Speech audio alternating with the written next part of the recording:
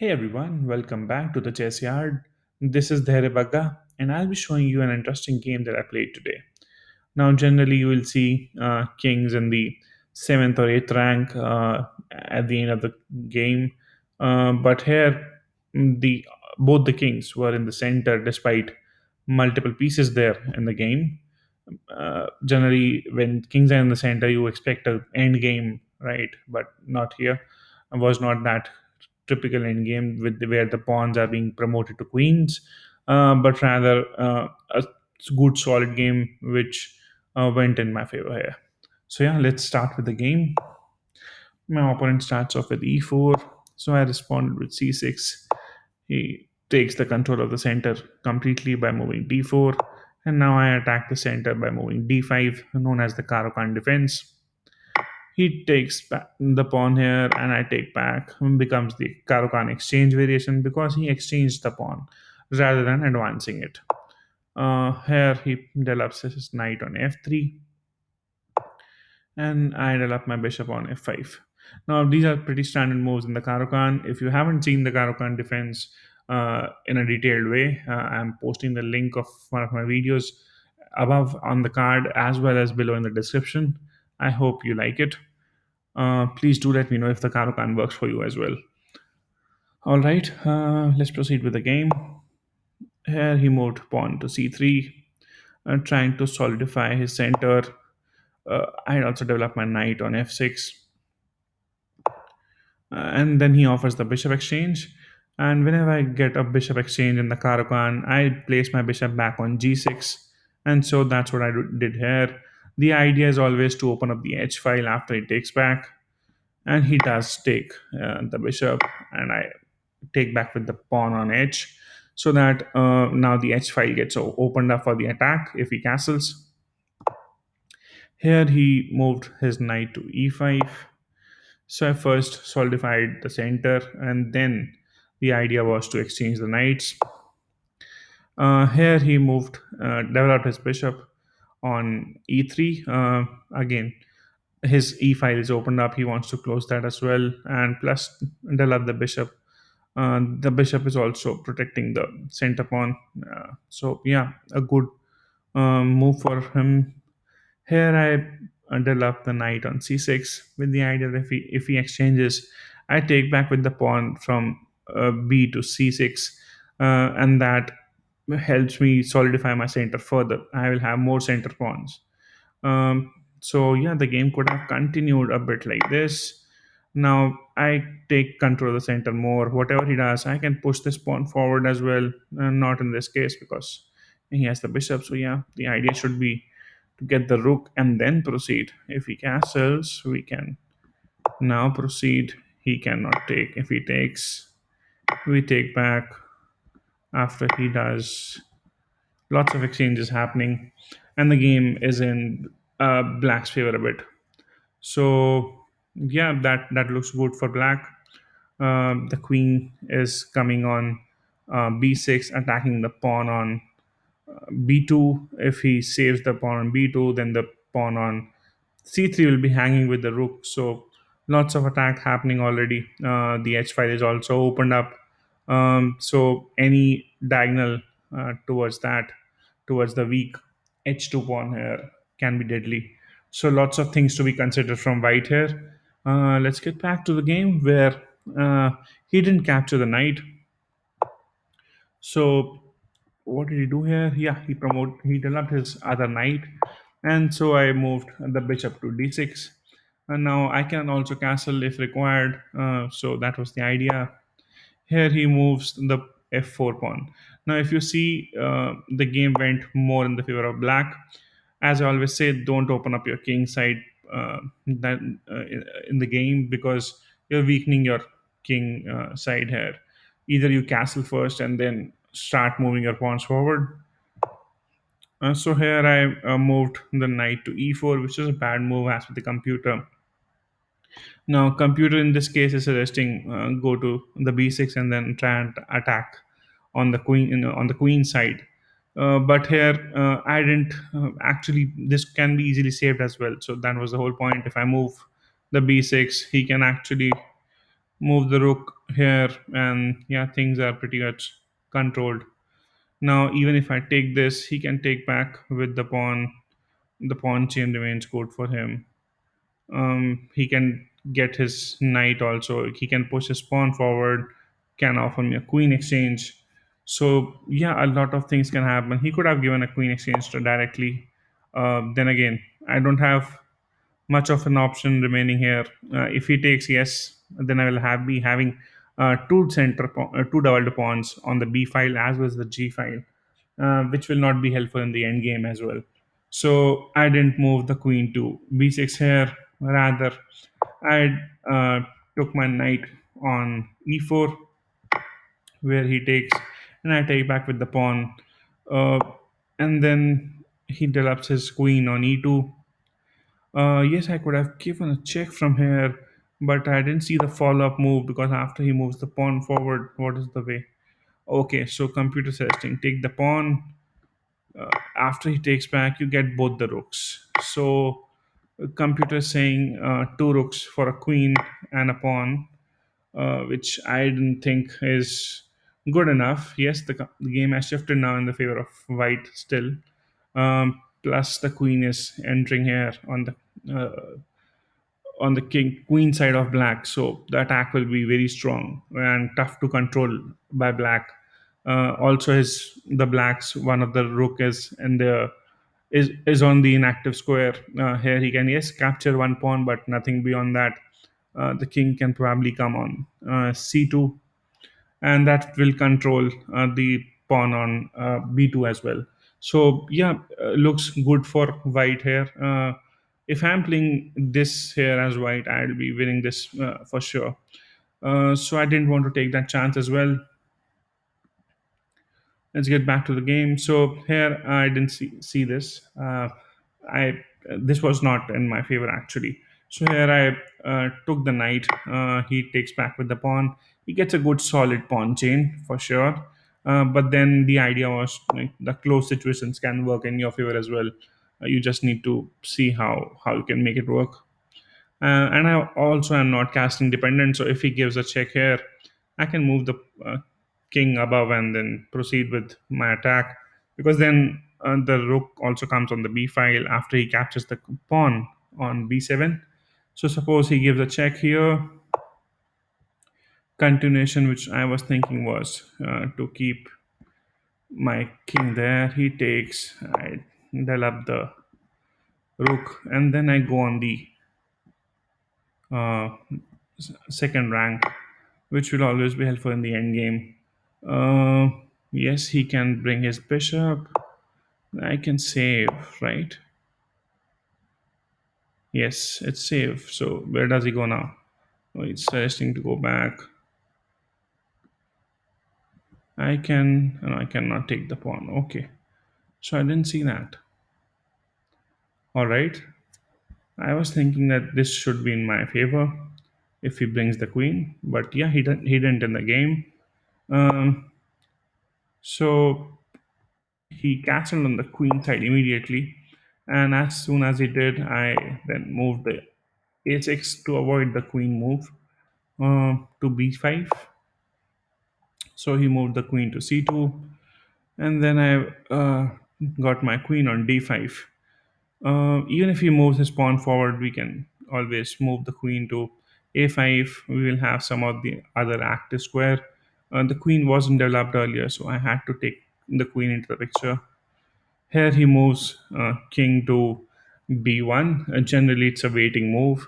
Also removes the pin of the king and queen, just in case the rook comes on the c file, which is already open because of the only the bishop is there. The pawn is exchanged. So I now started moving my pawns forward. The only way I can win this game is by moving my pawns forward on the queen side, because this looks very dead for both the sides actually. There's no such kind of an attack happening uh, on here, and if I castle, some good attack can come from white on the king side. So I was not willing to castle as well. I was trying to hold on to this situation, but start moving my pawns forward. The pressure of pawns in the game is very critical, very important. Now, when you see the pawns coming towards your king, you always feel a bit awkward there. You try to make sure that you try and control that pawn structure, break that somehow, not letting your opponent do what he's trying to do. That actually is a big, big something that keeps playing on behind your mind, and you are trying to just very you're just trying to make sure that you are not affected, and your king ends up in safety. So here he moves the h3. I kept moving my a5 pawn. Now I'm pushing more towards his king side. Here he gets the rook on the f file, but probably the idea was to get the queen next and then attack on the f7. But that can be easily saved by rook to f8 here. That's what happened in the game actually. I moved the pawn a4 first, trying to again push for the attack on his king on the side he has castled. Here he aligns his queen and rook, and instead of castling, I preferred the rook on the f8 here, with the idea that I can then have more empty squares for the king to be moved just in case there's one more attacker on the f7 happening. So then he moves the pawn to a3. I Now this was a bad move, developing the bishop on a3, a5. It's not helping anything.